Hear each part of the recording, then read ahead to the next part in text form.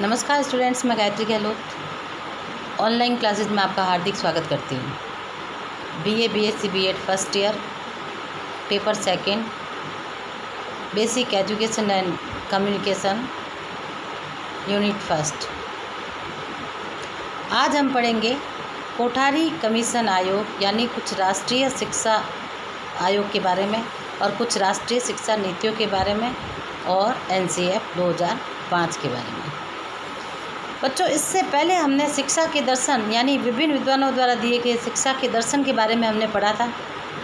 जैसे शिक्षा का अर्थ, प्रक्रिया, उसके प्रकृति, विज्ञान तथा कला, स्वामी विवेकानंद के अनुसार शिक्षा, रविंद्रनाथ टैगोर जी के अनुसार, अरविंद घोष के अनुसार, महात्मा गांधी के अनुसार, रूसो के अनुसार, इस प्रकार अनेक विद्वानों के अनुसार हमने शिक्षा के अलग अलग तरीके के जो उद्देश्य पढ़े।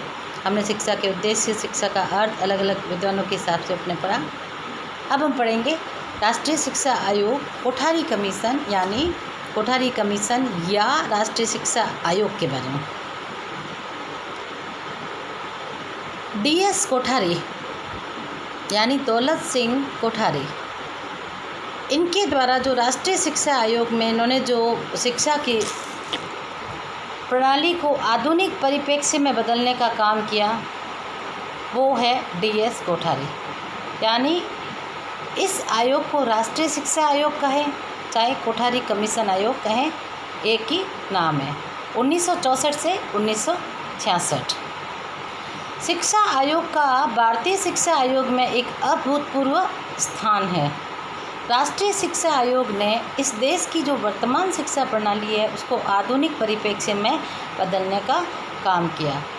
कुछ विद्वानों ने क्या हुआ, अलग अलग इसके बारे में संस्तुतियाँ दी और कुछ ने इसके गुण बताए और कुछ विद्वानों ने राष्ट्रीय शिक्षा आयोग के दोष बताए। सबसे पहले हम कोठारी कमीशन आयोग के गुणों की चर्चा करेंगे। वो इस प्रकार है। कोठारी आयोग ने केंद्र से सशक्त प्रशासनिक ढांचे और प्रांतों के समान देते हुए एक समान शिक्षा की एक समान संरचना प्रस्तुत की, जो लोकतंत्रीय भारत के लिए उत्तम सुझाव था और अपने देश में भावी शिक्षा की समरूपता उसमें आएगी।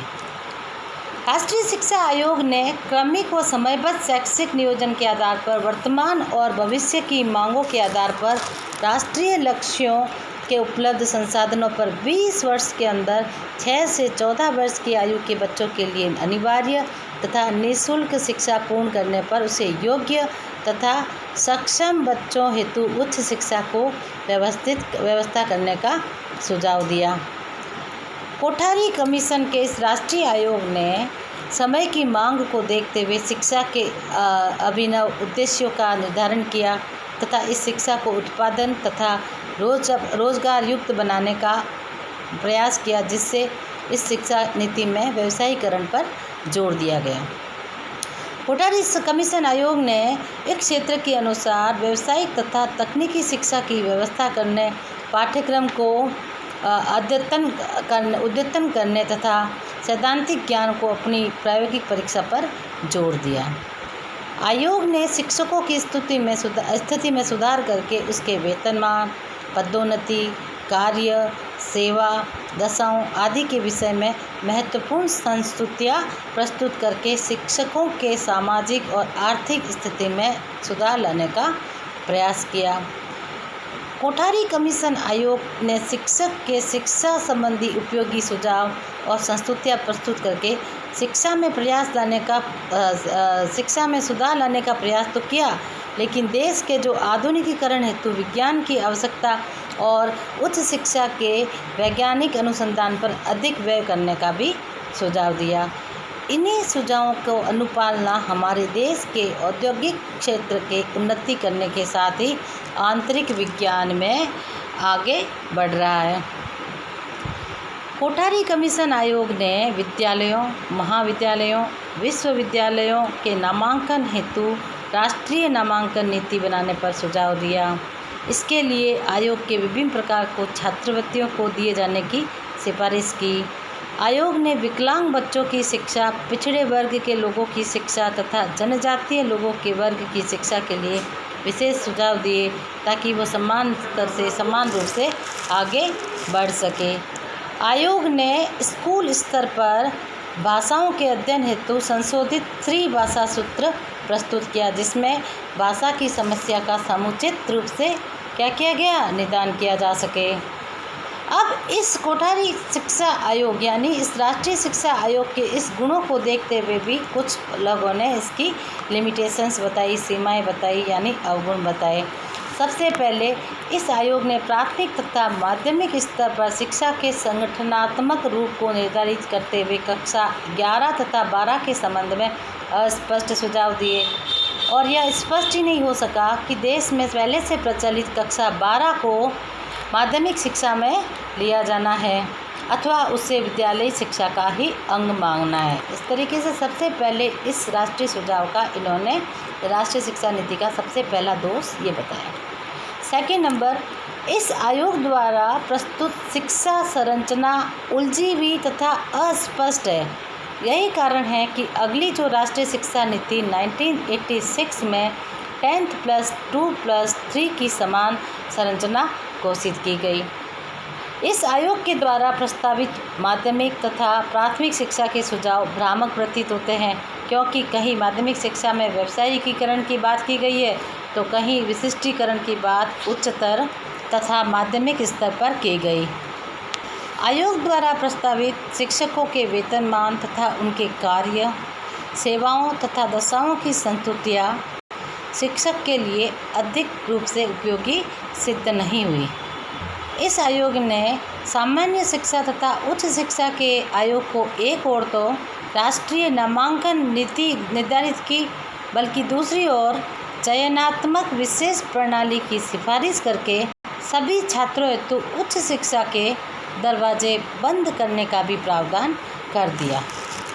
आयोग की अधिकांश सिफारिशें आदर्शवादी तथा अव्यावहारिक होने के कारण इसका क्रियान्वयन संभव नहीं हो सका। उदाहरणार्थ, आयोग द्वारा देश में वरिष्ठ विश्वविद्यालय की स्थापना एवं विश्वविद्यालय शिक्षा के उन्नयन संबंधी प्रदत्त सुझाव धन के अभाव में क्रियान्वित न हो सके। इसी प्रकार स्त्री शिक्षा से संबंधित भी सुझाव इस स्त्री शिक्षा का विकास नहीं कर सके। इस प्रकार कोठारी कमीशन के यानी 1964 से जो 1966 में जो शिक्षा के रूप में जो आधुनिक वर्तमान परिस्थितियों को आधुनिक परिप्रेक्ष्य में बदलने का प्रयास किया, उसमें भी कुछ कमियां तथा उसके गुण भी बताए गए। तो उसके बाद में जो राष्ट्रीय शिक्षा नीति आई 1986 में उसको उसको पारित किया गया। भारत सरकार ने राष्ट्र की समृद्ध शिक्षा के महत्व को स्वीकार करते हुए इसे विकास की ओर बहुत ध्यान दिया। शिक्षा की ज्वलंत समस्याओं तथा उसके समाधान को खोजने के लिए सरकार ने अनेक समितियों तथा आयोगों का गठन किया। इस विश्वविद्यालय हेतु विश्वविद्यालय शिक्षा आयोग द्वारा डॉक्टर राधाकृष्णन आयोग ने माध्यमिक शिक्षा आयोग के लिए माध्यमिक शिक्षा आयोग 1952 तथा 53 प्रमुख थे, लेकिन ये जो दोनों आयोग थे वो एकाकी थे। राष्ट्रीय शिक्षा नीति की आवश्यकता पर बल दिया गया। 1966 में अपना प्रतिवेदन सरकार के सम्मुख रखते हुए इस आयोग का गठन किया गया, जिसमें शिक्षा नीति की आवश्यकता पर बल दिया। राष्ट्रीय शिक्षा नीति का क्या अर्थ तथा उसकी क्या आवश्यकता है, ये मैं बताऊंगी। वह नीति जिसके आधार पर पूरे राष्ट्र की गतिविधियों का संचालन होता हो, वह राष्ट्रीय शिक्षा नीति कहलाती है। मानव रूपी बहुमूल्य राष्ट्रीय संसाधन के विकास पर ही राष्ट्र की प्रगति अवलंबित है। प्रत्येक व्यक्ति के विकास से अनेक समस्याएं जुड़ी हुई है तथा इस विकास की जटिल प्रक्रिया में शिक्षा की एक भूमिका उत्प्रेरक की तरह गत्यात्मक होती है, जिसे सुनियोजित करना, उससे संवेदनशील तथा क्रियाशील बनाना बहुत ही जरूरी है।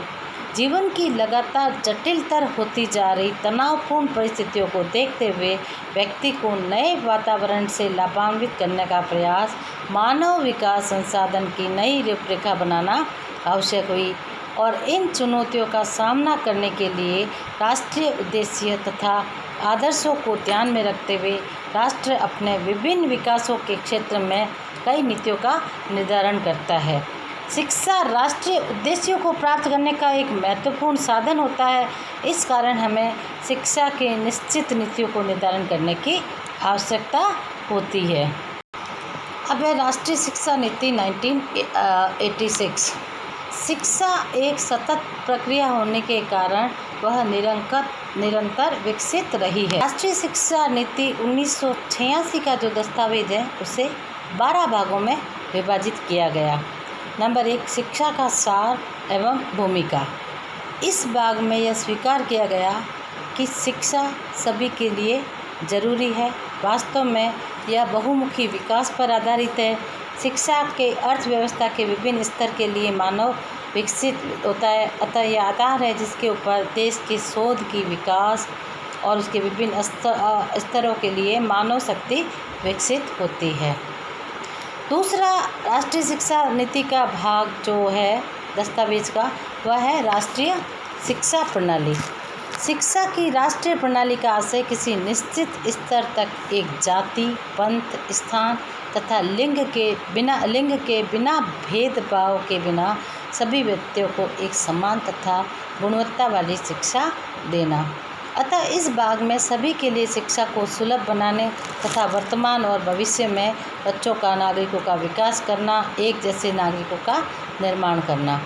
राष्ट्रीय शिक्षा का एक समान शैक्षिक संरचना पर विचार करती है जिसमें राष्ट्रीय प्रणाली राष्ट्रीय पाठ्यक्रम पर आधारित होगी, जिसमें मूल सहित अनेक घटक शामिल होंगे जो लचीले और उभयनिष्ठ अंश भी होगा, जिसमें भारत के स्वतंत्रता आंदोलन का इतिहास, संवैधानिक दायित्व, राष्ट्रीय पहचान के लिए विकास किया जाएगा और भारत की उभयनिष्ठ सांस्कृतिक धरोहर, प्रजातंत्र, समतावादिता तथा धर्मनिरपेक्षता जैसे मूल्यों को, लोगों में लिंगों में समानता, पर्यावरण की रक्षा, सामाजिक बाधाओं की समाप्ति और छोटे परिवार के मानक, इसके अंदर स्पष्टीकरण और वैज्ञानिक स्वभाव के विकास को बढ़ावा मिला। राष्ट्रीय शिक्षा प्रणाली के दस्तावेज का तीसरा भाग समानता के लिए शिक्षा।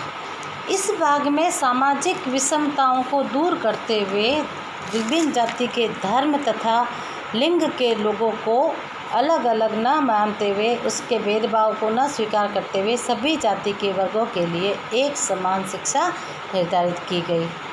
फिर इसका चौथा भाग है जो विभिन्न स्तरों पर शिक्षा का पुनर्गठन, जिसमें पूर्व जो बाल्यकाल उसके देखभाल और शिक्षण की व्यवस्था जो बाल केंद्रित पर आधारित हो, जिसका प्राथमिक यानी मौलिक शिक्षा जो प्राइमरी एलिमेंट्री एजुकेशन, जिसमें सार्विक प्रवेश तथा 14 वर्ष की आयु तक बच्चों को सार्विक शिक्षा और शिक्षा की गुणवत्ता में महत्वपूर्ण सुधार।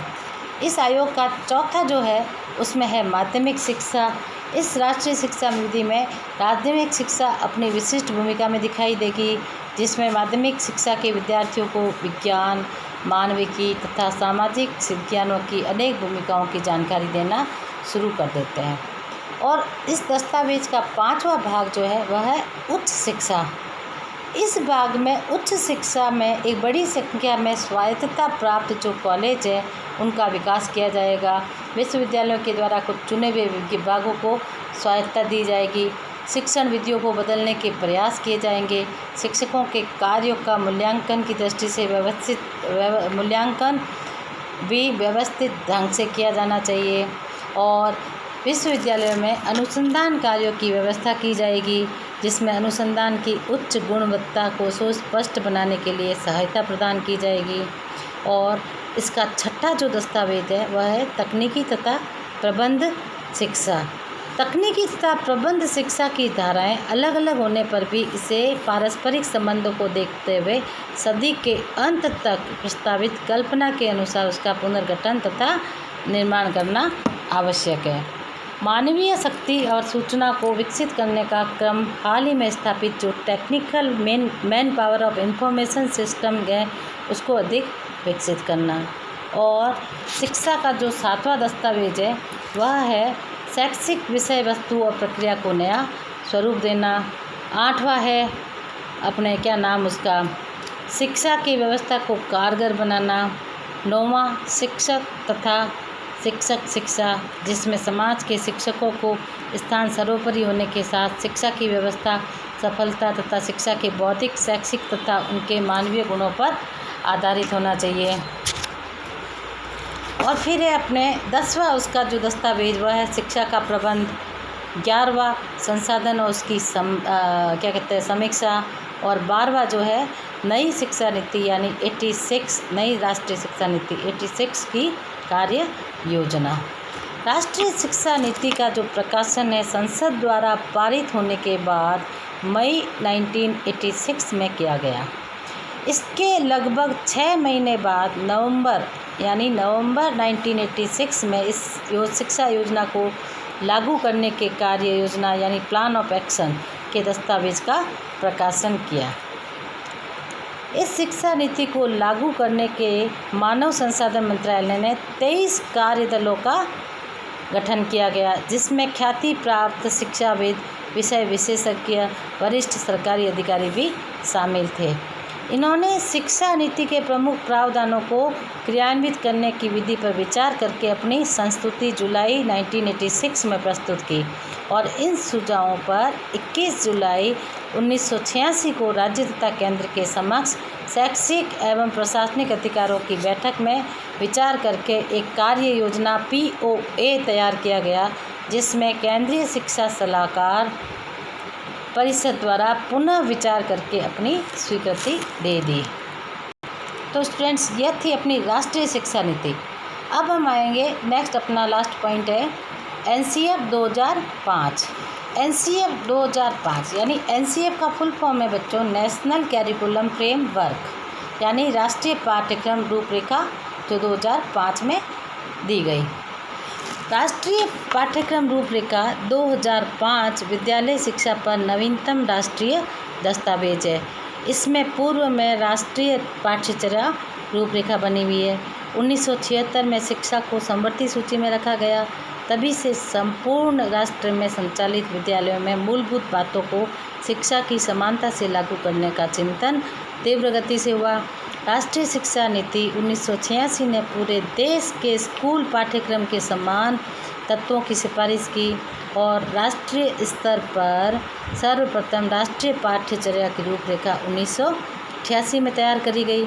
लेकिन बच्चों पर पाठ्यक्रम तथा पुस्तकों का भार बढ़ता गया, इसीलिए शिक्षा के नाम पर बच्चों पर बढ़ते बोझ से मुक्ति दिलाने के लिए 1993 में प्रोफेसर यशपाल का दस्तावेज यानी बिना बोझ की शिक्षा यह आया तथा राष्ट्रीय शिक्षा नीति 1986 की सिफारिशों के आधार पर प्रति 5 वर्षों में NCF की पुनर्समीक्षा की बात की गई।